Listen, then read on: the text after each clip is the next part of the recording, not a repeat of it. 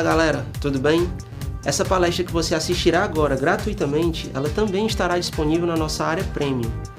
Para adquiri-la, basta acessar esse endereço abaixo e garantir a sua vaga de assistir quando e onde e quantas vezes quiser. Aproveite! Olá a todos, meu nome é Paulo Shoa, eu sou formado em Educação Física e sou mestre em Ciências do Desporto. Hoje eu vou apresentar para vocês uma palestra sobre monitoramento da carga de treinamento. Quando nós pensamos sobre esse assunto, nós pensamos na formação dos atletas e na performance desportiva. Pensamos naquilo que está relacionado com o desempenho e com o que faz um atleta chegar a um nível alto de performance, chegar a conseguir uma medalha de ouro, ficar a primeira colocação em alguma competição esportiva. No que diz respeito ao treinamento, tem algo muito importante que está por trás dessa formação do atleta, que é o controle do treinamento desse atleta ao longo de uma temporada. Mas a gente, comumente, na nossa área, nós nos deparamos com algumas situações em que nós devemos refletir se elas estão certas ou não. Por exemplo, essa frase, no pain, no gain, ela é muito comum e nós escutamos sempre essa frase, mas a gente às vezes não percebe o que ela realmente quer dizer e a implicação que ela tem dentro do treinamento. Quando eu falo que sem dor não há ganho, eu automaticamente começo a pensar que o treinamento sempre deverá ser extremamente exaustivo, sempre deverá ser muito intenso. E isso que acaba, essa imagem, esse pensamento que essa imagem nos passa, ele tem uma reflexão, ele tem um reflexo, na verdade, diretamente no treinamento. Então, frases como essa, go hard ou go home, também, ou vá forte ou vá para casa, elas também se juntam e, mais uma vez, elas nos passam a mesma imagem, que o treinamento deverá ser sempre muito intenso, que deverá ser sempre muito forte. E, na verdade, não é bem assim. Existe uma linha muito tênue entre o sucesso e o fracasso.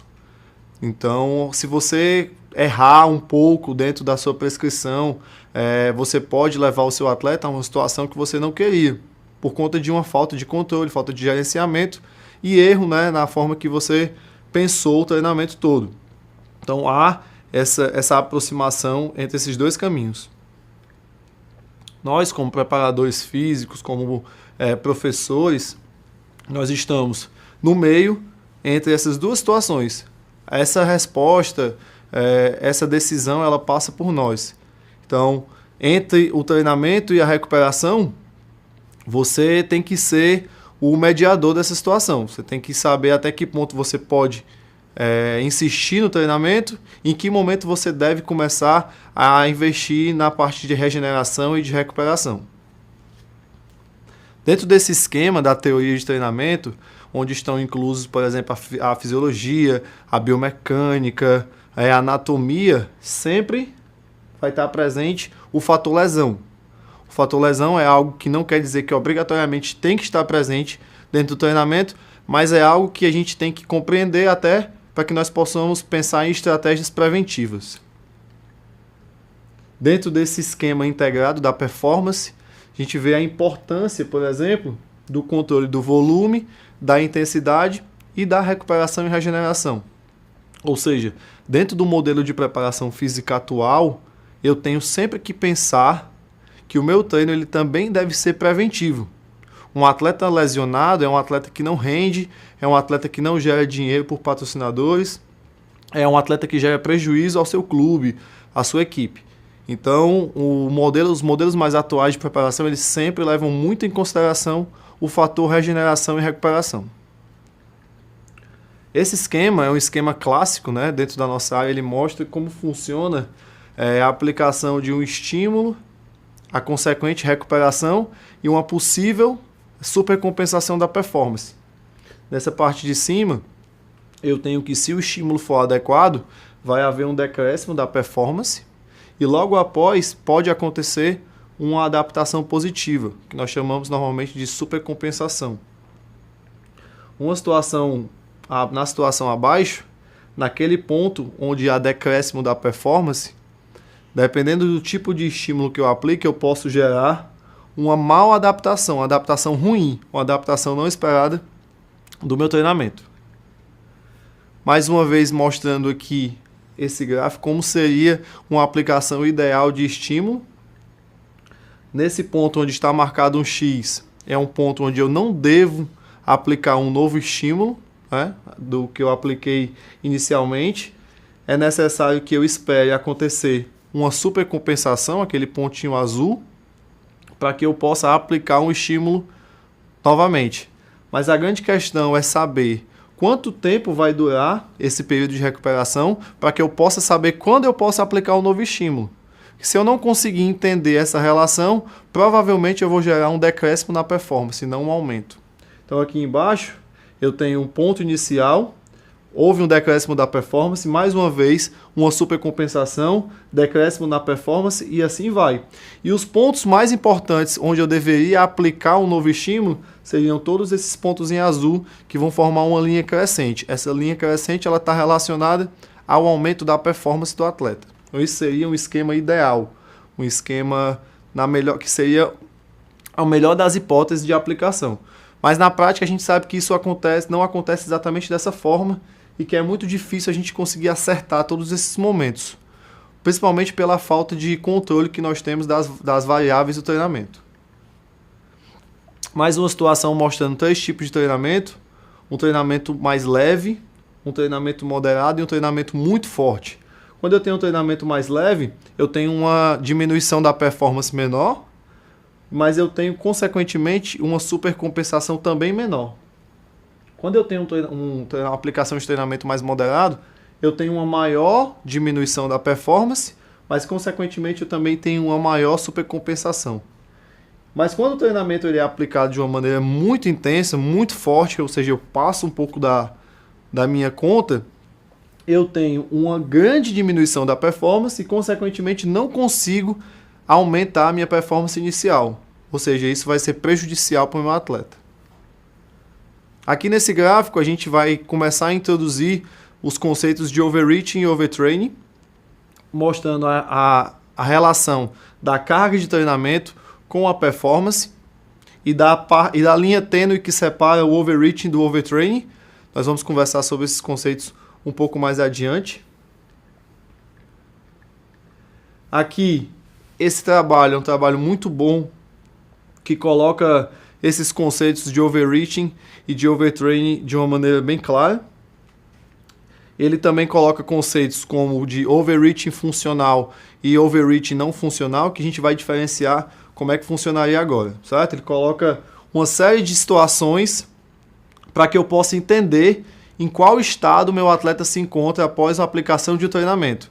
A partir desse entendimento eu consigo controlar mais ainda a sobrecarga, tá? Aqui eu tenho que o overtraining ele gera sempre um decréscimo de performance. Então é o que eu devo evitar sempre, essa situação de super treinamento. Na verdade, o que eu preciso tentar alcançar é uma situação de que nós chamamos de overreaching funcional. Aqui eu vou mostrar vários estágios da fadiga, né? Vários estágios de aplicação de fadiga após um treinamento. Bom, o primeiro estágio que eu vou demonstrar para vocês aqui da fadiga é o estágio de fadiga aguda. Nesse estágio, após a aplicação de um treinamento, nós temos uma alta percepção de fadiga, uma queda de performance que não dura mais que 24 ou 36 horas, mas há uma supercompensação da performance após esse período. Esse é o estágio de fadiga aguda. Outro estágio que eu gostaria de demonstrar aqui, queria falar para vocês, é o estágio de overreaching funcional. Nesse estágio, há uma percepção mais alta de fadiga do que no estágio anterior, e há uma breve queda na performance, que pode durar mais que 36 horas. A performance é restaurada após esse período e também há uma supercompensação na performance. Esse é o estágio que nós chamamos de overreaching funcional. Já o estágio seguinte, que seria o overreaching não funcional, seria uma situação onde há uma fadiga muito intensa, há uma diminuição da capacidade de performance. Essa diminuição ela pode durar mais de um mês. A restauração da performance ela é muito lenta e não há supercompensação. Ou seja, essa situação de overreach não funcional é uma situação que eu devo evitar. Devo evitar ao máximo essa situação. Já a situação de overtraining, né, que a gente chama de síndrome de supertreinamento, é uma situação que é muito similar ao overreach não funcional, mas há uma diferença entre elas pela quantidade de problemas associados que a síndrome do overtraining traz. Então, a diferença para a síndrome do excesso de treinamento, né, ou do overtraining, é a fadiga intensa, diminuição da performance por um período maior que um mês, e a presença de sintomas associados. Esses sintomas associados podem ser mudança de apetite, perda de peso, distúrbios do sono, irritabilidade, inquietude, várias outras situações, né? Trouxe aqui uma definição, né, do Wilmoy Cochil de overtraining, que diz que é uma resposta generalizada ao estresse, caracterizado por fadiga persistente, perda de rendimento, alterações bioquímicas e do estado de humor, dentre outras variáveis psicológicas. Ou seja, é uma síndrome que, além da diminuição da performance, ela acarreta várias outras coisas. Então, traz com ela vários sintomas associados. Então, logo após essa situação de overreach não funcional, a tendência é que o atleta entre em uma situação de overtraining, que a gente deve evitar ao máximo. Um resumo, né, do que esse trabalho ele demonstra, né, sobre overreaching, sobre overtraining, sobre funcionalidade, fadiga, é que o treinamento bem sucedido ele não deve pensar apenas na sobrecarga, apenas na aplicação de sobrecarga, mas ele deve também pensar na resposta que aquela sobrecarga vai trazer ao indivíduo, pensando no tipo de adaptação que você quer. Então não adianta pensar apenas no estímulo que você está dando, mas pensar como o seu atleta vai reagir àquele estímulo para que ele consiga melhorar a performance. A gente vai entrar em algumas definições de estresse para que a gente consiga entender a aplicação da carga, mais diretamente a implicação fisiológica do treinamento que nós aplicamos. A definição mais básica, que é menos relacionada ao treinamento, é essa, né? Essa palavra stress, né, que a gente usa no português, que ela tem a origem da palavra inglesa stress, né, que significa pressão, tensão ou insistência. Pode-se definir estresse como um conjunto de reações fisiológicas necessárias para a adaptação a novas situações. Isso é uma definição mais geral, não tem tanta relação com a parte de treinamento. Outra definição de estresse, e essa é do Hans Sale, que é o estado do organismo no qual, após a ação de agentes de qualquer natureza, o organismo responde a uma série de reações não específicas de adaptação. Essa já é uma definição mais próxima daquela definição que a gente vai trabalhar em relação à aplicação de treino. E aí mais uma definição, essa de um treinador, né, já entrando dentro da nossa área, que é uma definição do Mark Verstegen, que é diretor da Exos. Assim, né, o estresse é praticamente tudo que força o sistema nervoso simpático do corpo a iniciar secreções hormonais para reagir. Esta resposta é necessária para a adaptação e pode nos ajudar a alcançar nossos objetivos. Ou seja, eu já tenho uma definição que está mais relacionada ao treinamento, está mais relacionada àquilo que a gente vai entender. Para entender de resposta fisiológica, de controle de treinamento, eu preciso entender quais são as implicações que o treinamento vai acarretar. Bom, em relação à classificação dos tipos de estresse, eu tenho o estresse mecânico. Esse tipo de estresse é apresentado como dor e lesão, diz respeito à força, que é aplicada ao músculo e às estruturas de apoio, como ossos e tendões. Eu tenho também o estresse neural, por exemplo, atividades como pliometria, sprints, levantamento olímpico ou trabalhos de força máxima, também sobrecarrega o sistema nervoso central. E esse tipo de estresse neural que eu estou falando aqui é estresse neural relacionado ao treinamento, não é estresse psicológico. Eu tenho o estresse metabólico, que está relacionado a atividades como corrida, atividades de longa distância, atividades mais metabólicas, elas acarretam um estresse metabólico. E por último, talvez o estresse mais comum, que nós ligamos diretamente, que é o estresse psicológico, que ele está relacionado à tensão, a problemas, por exemplo, como no trabalho, na família. Isso é o estresse psicológico. Vamos entrar agora nas definições de carga, para entender qual o tipo de carga que é imposta ao nosso organismo com o treinamento.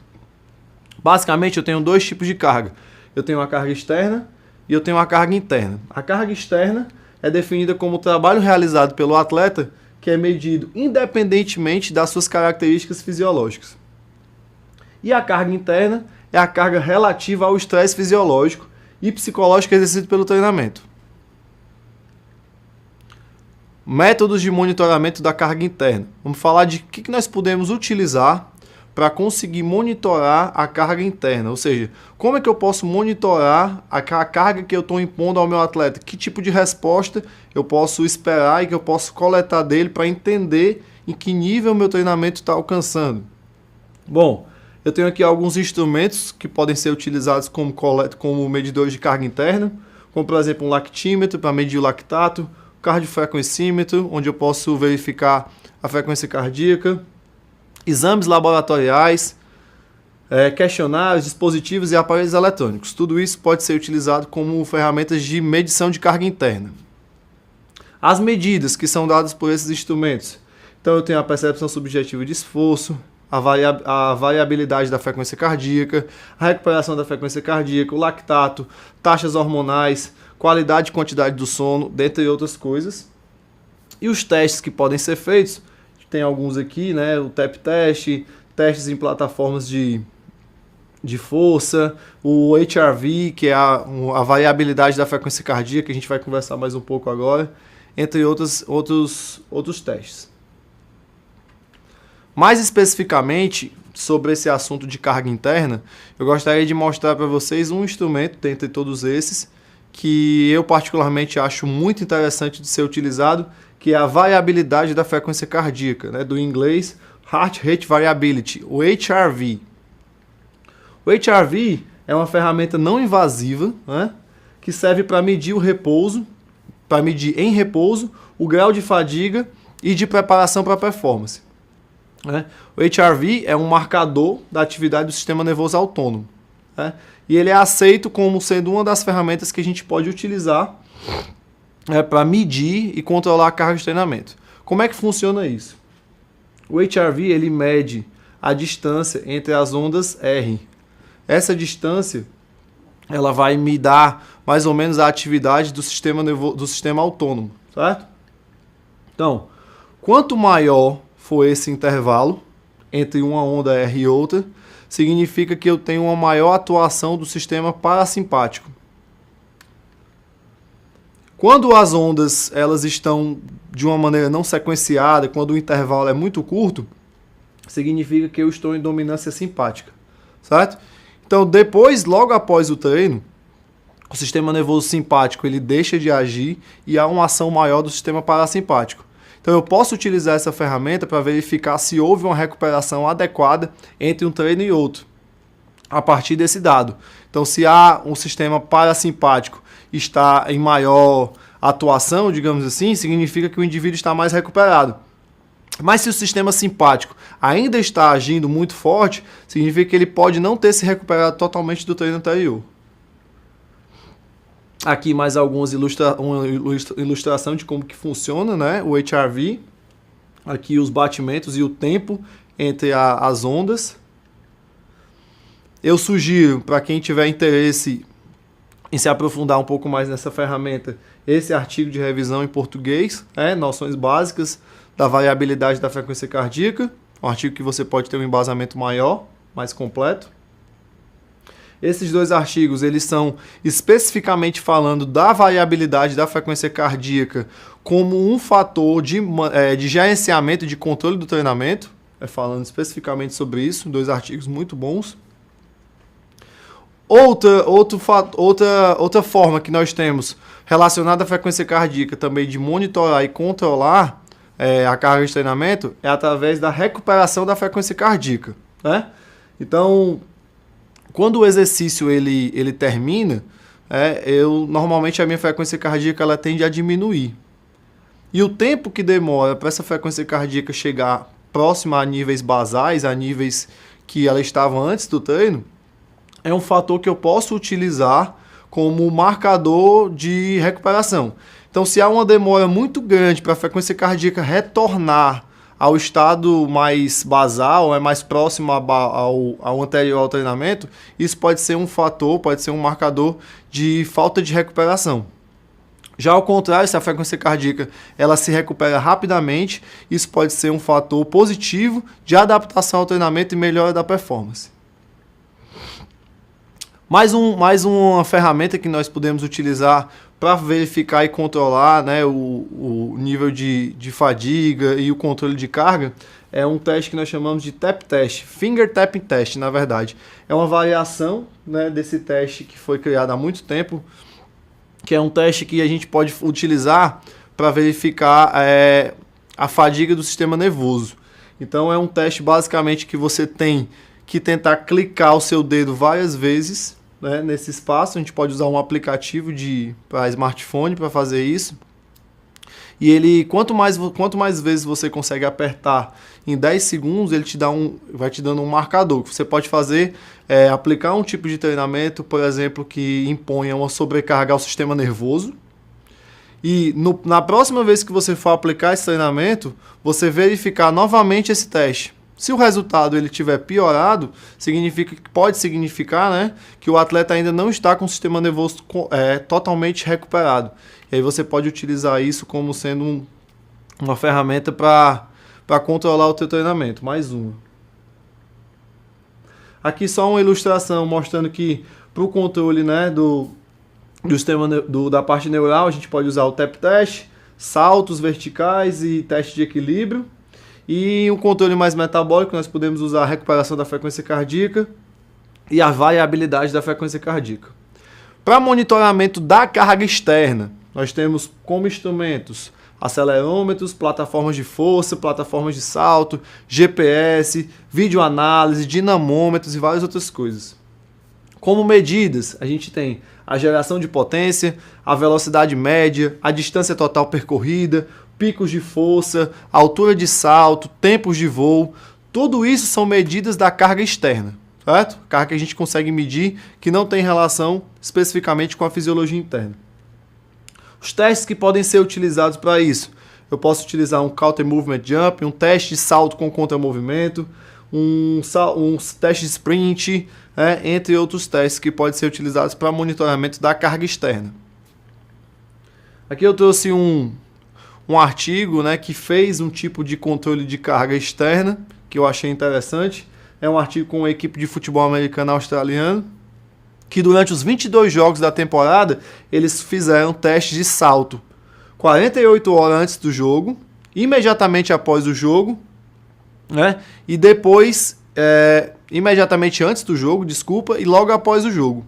E eles usaram o resultado desses testes de salto para verificar a recuperação entre um jogo e outro. Então eles verificavam como que era a altura do salto dos atletas antes do jogo e após o jogo, e utilizavam isso para tentar melhorar o gerenciamento do controle da fadiga e da recuperação dos atletas.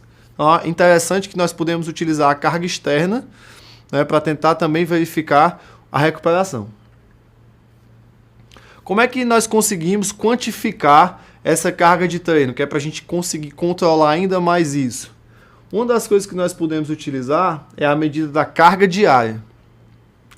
A carga diária ela pode ser medida através da percepção subjetiva de esforço, multiplicado pelo tempo da sessão. Ou seja, você vai aplicar um treinamento, ao final do treinamento você vai pedir para que o seu atleta utilize a percepção subjetiva de esforço para lhe dar um número. Então, por exemplo, de 0 a 10, 0 sendo muito fraco e 10 muito forte, quanto é que esse treinamento foi para esse atleta? Ele vai lhe dizer, por exemplo, 5. Você vai pegar esse tempo e multiplicar por quantos minutos durou a sessão de treinamento. Esse resultado ele vai te dar o que nós chamamos de arbitrary units, que é um valor de carga de treinamento. Então esse número, que pode ser, por exemplo, 200, 700, 800, ele vai fazer com que você utilize para controlar a intensidade do treinamento. Então se um dia você aplicou um treinamento e a carga diária foi de 500, no outro dia você vai perguntar novamente ao atleta e você vai saber mais ou menos como é que está sendo a percepção do teu atleta para o teu tipo de treinamento.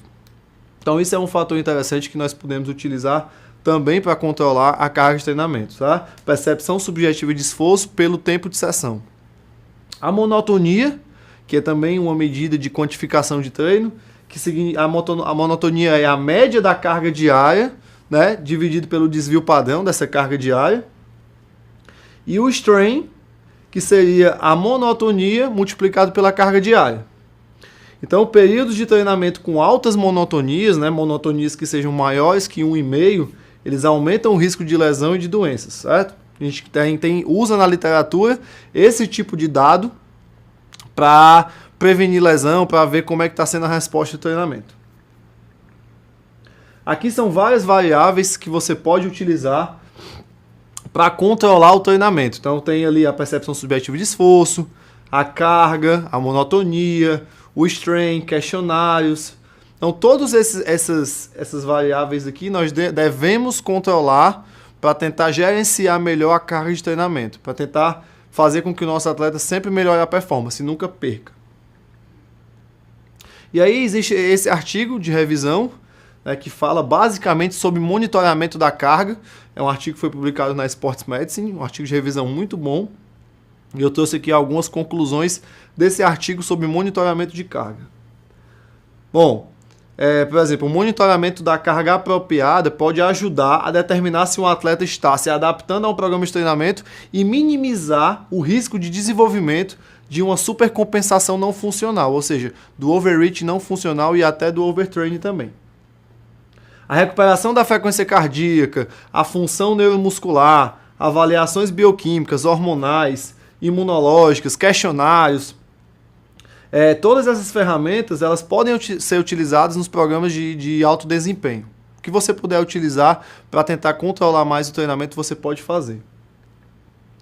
A abordagem de monitoramento utilizada com os atletas pode depender se esse atleta está envolvido em atividades individuais ou coletivas, se o esporte que ele pratica é individual ou se é coletivo. Mas a importância, né, dessa individualização do monitoramento, ela não pode ser subestimada nunca. A detecção de alterações significativas com abordagens científicas e estatísticas podem proporcionar confiança e certeza na aplicação do treinamento. O acompanhamento adequado da carga de treinamento pode fornecer informações importantes para os atletas e treinadores. No entanto, os sistemas de monitoramento devem ser intuitivos, fornecer uma análise eficiente dos dados e da interpretação desses dados também, e possibilitar relatórios eficientes do feedback. Eles têm que ser simples e cientificamente validados. Então a gente tem que ter muito cuidado quando nós vamos escolher que tipo de instrumento nós vamos utilizar para monitorar o nosso treinamento. É interessante que nós utilizemos instrumentos que sejam cientificamente validados e que mostrem que tem uma funcionalidade com a nossa realidade de treinamento. Aqui, mais uma vez, né, as variáveis que nós podemos utilizar, né, para monitorar o treinamento, a fim de obter uma compreensão, né, da carga de treinamento e o seu efeito sobre o atleta. Uma série de potenciais marcadores estão disponíveis para os atletas, treinadores e cientistas. No entanto, pouco desses marcadores têm fortes evidências científicas. Então, mais uma vez, como eu já falei, nós precisamos escolher muito bem as ferramentas que nós vamos utilizar, para que essas ferramentas realmente possam nos dar respostas positivas. Bom, eu gostaria de finalizar agradecendo a todos vocês pela atenção.